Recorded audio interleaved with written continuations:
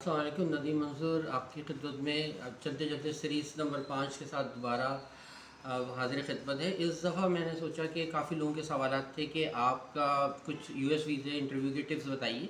तो मैं आपको पर्सनल एक्सपीरियंस शेयर करता हूँ बजाय कि कोई कहानी गढ़ के बताऊँ कि जब मैंने फ़र्स्ट टाइम अपनी फैमिली के साथ यूएस वीज़ा लिया था कराची से, तो मुझे क्या क्या मुझे ऑब्ज़र्वेशन मैंने देखी और मैं आपको टिप्स के साथ बताता जाता हूँ।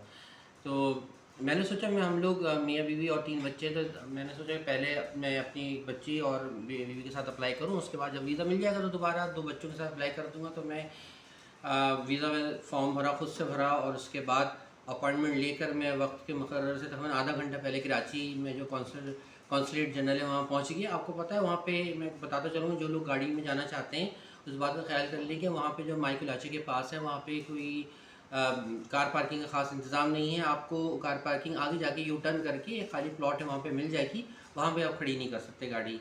तो बेहतर ये है तो ये आप कर लें, या फिर आप ऊबर से जाएँ तो ज़्यादा अच्छा होगा। अच्छा, जिन लोगों का इंटरव्यू होता है बस वही जा सकते हैं, इसके अलावा आपको कुछ बिलोंगिंग भी साथ लेके जाने की ज़रूरत नहीं है, वो अलाउ भी नहीं करते। स्पेशली वॉचेस हो गई या मोबाइल फ़ोन हो गया, या एक ट्रांसपेरेंट एनवेलप में आप ज़्यादा अपने पासपोर्ट पुराने और नए और DS-160 फॉर्म ले जाएँ भर के, जो आपको मिल जाता है जब आप इंटरव्यू के लिए जाते हैं। इसके अलावा आप सपोर्टिंग डॉक्यूमेंट्स भी साथ ले जाएँ, जाके जो नॉर्मली इसकी ज़रूरत नहीं होती, जैसे बैंक स्टेटमेंट हो गया, बैंक मेंटेनेंस सर्टिफिकेट हो गया, और अगर कोई प्रॉपर्टी के कागजात हैं, डॉक्यूमेंट्स हैं तो ले जाएँ।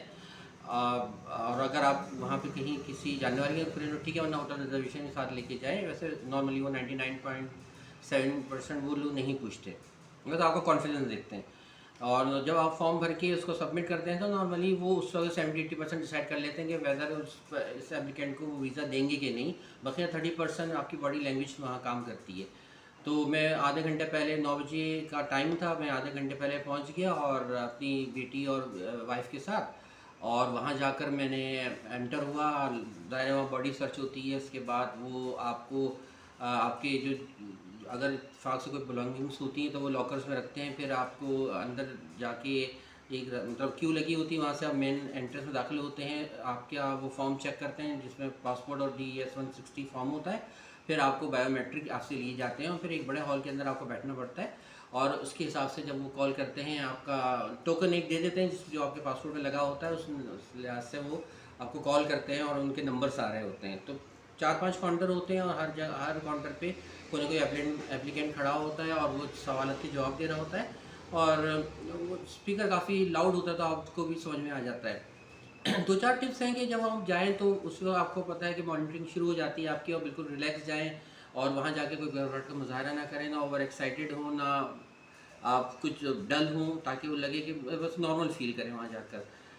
तो जब आपका अच्छा जब नंबर आएगा तो आप वहाँ नंबर आया, हमारे कॉल किया नंबर, तो हम टोकन नंबर के हिसाब से मैं और मेरी मिसेस और मैं पहुँच गया, और मेरी बेटी भी साथ थी। तो उन्होंने कहा कि आप, पहला सवाल वही था, 2-4 ही सवालात होते हैं, बाद लोगों का से सवाल कुछ ज़्यादा पूछे जाते हैं, बाद उनसे ज़्यादा नहीं पूछे जाते। तो मुझसे पूछा कि आप अमेरिका में कहाँ क्यों जाना चाहते हैं?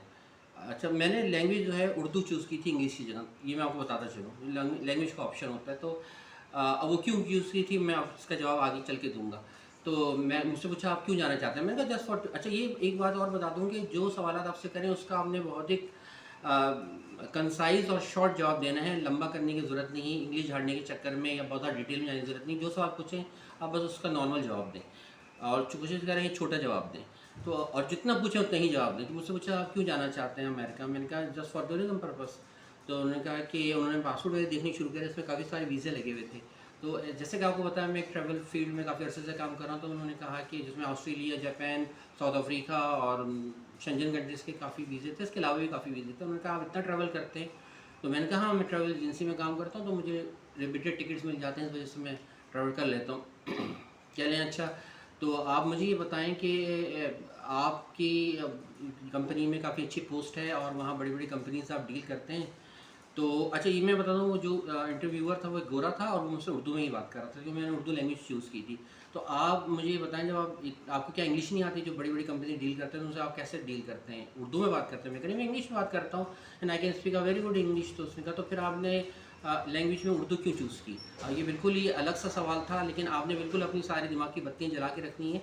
मैंने उनको कह दिया क्योंकि ज़ाहिर है मेरी हो सकता है मेरी मिसेज़ जो है वो कंफर्टेबल ना हो उर्दू में, इंग्लिश में, इसलिए मैंने उर्दू लैंग्वेज चूज़ की।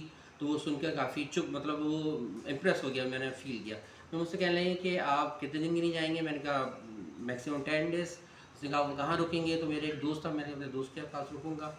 फिर कहने लगा अच्छा आप कितने पैसे लेके जाना चाहते हैं? मैंने कहा कि मेरे पास इस वक्त 15 से 20 लाख रुपए हैं बैंक में। तो कह रहे हैं इतने पैसे आपके पास कहाँ से आए, जबकि आपकी सैलरी तो अराउंड 1 लाख के करीब है। तो मैंने कहा मैं इससे पहले जिस कंपनी में काम करता था तो वहाँ से रिलेटिव और प्रोविडेंट फंड मिला था, तो वो पैसे मेरे पास पड़े हुए हैं, तो इस वजह से मेरे पास इतने पैसे हैं।